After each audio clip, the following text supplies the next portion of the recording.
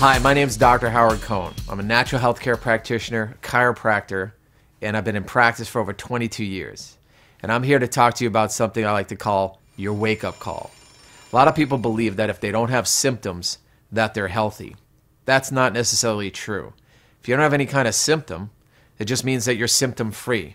What's the first symptom of a heart attack for most people?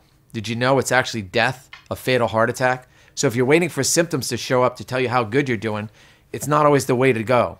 A tumor could actually grow in a woman's breast for 8 years before it's even visible on a mammogram.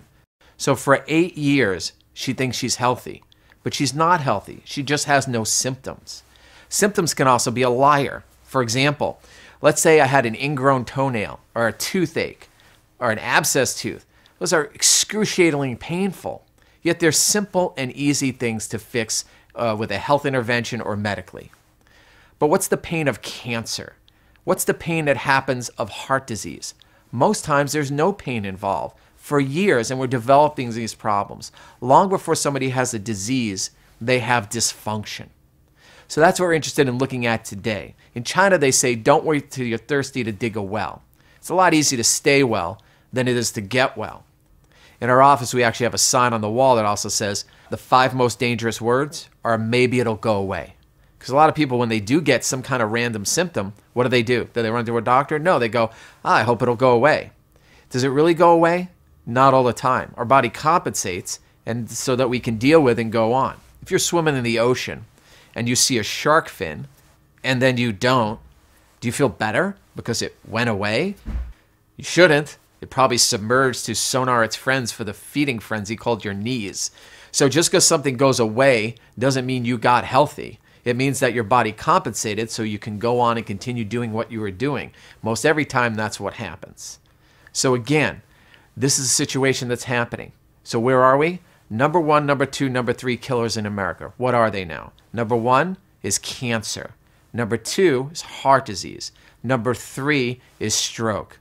3 very sad and unfortunate things to happen. Yet everything we read, all the studies we read, everything we look at, we find out that all 3 of these things are diet and nutrition related, where based on what we put in our mouth and what we don't put in our mouth will determine whether we make ourselves susceptible or activate genetics we may even have for these certain conditions. There are books, studies, research papers, seminars, courses, you name it, all about this subject. You ever see what happens, what somebody goes through when they go through modern cancer treatment? They're radiated, they're surgically altered, they're get chemotherapy, which is poisoning their body, and it's called modern cancer therapy. How about heart disease? If somebody's lucky enough to live from the heart attack that they have, they're buzzsawed open, their arteries are cleaned out, and they're sent right back out there doing the same thing and not even being educated on what should be done in their diet to change how they got there to begin with. How about someone who's had a stroke?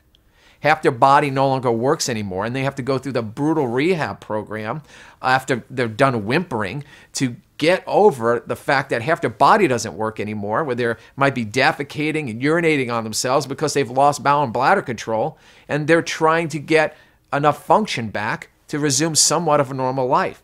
Yet they say sometimes up to 4 out of 5 people, 80% of America, will have one of these 3 things happen to them. So what are we doing about it? Health is not an event. It's not something we do once. We're either building our health or it's going away. It is simple as that. So, what do we do with our diet? What are we supposed to do? How do we prevent these things from happening? How do we stack the cards in our favor? The way that we do it is we pay attention to what we eat and how we're eating it. Okay? There's a simple little measure out there that tells us how we're doing along the way. And that is when we measure what's called our pH. What does our pH stand for? It tells us how acid or how alkaline we are. There's not a disease that I've mentioned or a disease that you've ever heard about where acidosis or over-acid state of the body isn't somehow associated with how somebody got to that state. And if someone moves more towards an alkaline lifestyle, an alkaline diet, a green food, alkaline plant, raw diet, they have a better chance of being healthy than someone who's not. There are famous studies out there, the China study, that details all about this. Now, problem is it's hard to do. It is. I've tried it. In 22 years of practice, I've been educating people on the importance of adopting an alkaline lifestyle. So when they say, well, how do I do that? Well, you want to eat these vegetables. You want to eat this kind of foods. You want to avoid grains that are highly inflammatory. You want to avoid highly allergic foods like dairy and gluten and things like that. And so they start doing it, and they end up failing. A, because the foods that they love, they still love. B, is because the foods that they don't love that I've told them to take, they don't like. Usually people remember the first day they tried wheatgrass because it's usually the last day they had wheatgrass as well because it tastes awful. Doc, it felt like I just licked the bottom of my lawnmower. You expect me to do this? You got to be kidding me. And everybody gets frustrated, myself and them at the same time. We're dealing with what we call the Mark Twain mentality. He had a famous saying which was, I knew that I would live 10 years long if I quit smoking, but that would be 10 years without cigarettes. And thus the issue. So if all this was so frustrating, what were we to do next? I got together with two friends of mine who were of like mind, who were businessmen, who had tremendous amount of success in the nutrition industry and getting nutrition worldwide. They realized the same problem. They realized that although they were making a dent throughout the years getting people nutritional products, they really never were able to change the culture to get people to adopt this kind of philosophy. We looked at the reasons why. We looked at the reasons why that people started the day with foods that didn't work for them. Then they ate through foods throughout the day that slowly took them off to an acid state. And then when we tried to introduce stuff to them that was healthy, they didn't like them and they would sporadically move away from them. We realized we needed to make products that were simple and easy for people to do, that they would love, and not only that they would love, but everyone that they shared it with would love, even their children. And we'll explain in a second why that's important. So we put together a program with a company called 7.2, which 7.2 is basically named after an ideal pH of your saliva if you're in a highly alkaline state. What did we do? We looked at what people were eating in the morning. It was highly acidic. We wanted to start them with a meal supplement or something they could even replace their meal with if they wanted to. And we call that our 7.2 shake, made with 100% organic, sprouted brown rice protein, non-GMO yellow pea protein, all natural and great ingredients, no allergens at all. We then added our 7.2 greens. 100% organic, so good you can eat them right out of the container. Our shake as well, they call it the shake that tastes like cake. No artificial sweeteners, no artificial anything. Phenomenal, phenomenal products. That we knew would get people to be in a state where they can get healthy and stay healthy. We also came to the realization that even though we got people on things that were great for them, they were still going to eat the cheese that they like, the bread that they like, the cocktail that they so adored, whether it's their wine or their beer, their bone-in ribeye, whatever they thought was the greatest thing in the world that they couldn't give up.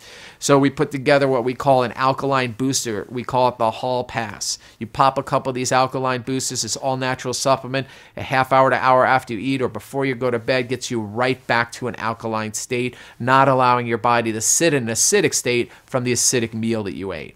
And then we also added what's called our coffee drops, our 7.2 coffee drops. We call it coffee drops with benefits because not only does it work in coffee, it works in your tea, works in your water, super anti-inflammatory, super antioxidant, phenomenal products. So we have products to get you there, products to keep you there. It's really that simple.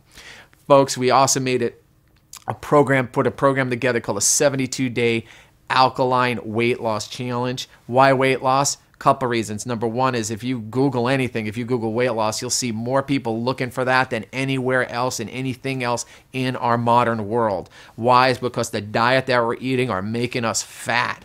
So that's simple. The New England Journal of Medicine just came out with a report, staggering report saying that for the first time in 200 years, 2 centuries, that our children will not live as long as their parents. For the first time in 200 years. They went on in that report to cite the #1 reason for that is childhood obesity. If we don't start with our children, if we don't start by changing what we're giving our children and calling food, we are going to see an epidemic on our hands, and all the greatest doctors and scientists are saying it's already happening. If that wasn't enough, look at our financial crisis in this country. Now, the #1 reason for personal bankruptcy in the United States of America is not because that house that people bought, it's healthcare costs. The inability to afford the healthcare, more accurately, disease care. We put a company together to solve both problems for people. My parents both were affected by this. My dad died too young from heart disease. My mom died too young from cancer. I have a little 4-year-old and a little 6-year-old. I don't want to be one of those statistics. I want to be around for a long, long time. I wanted to make sure that we created a legacy, a company that would change this reality for people. If we don't do it, it's not going to happen. Folks, this is your wake-up call. I invite you to join us with 7.2.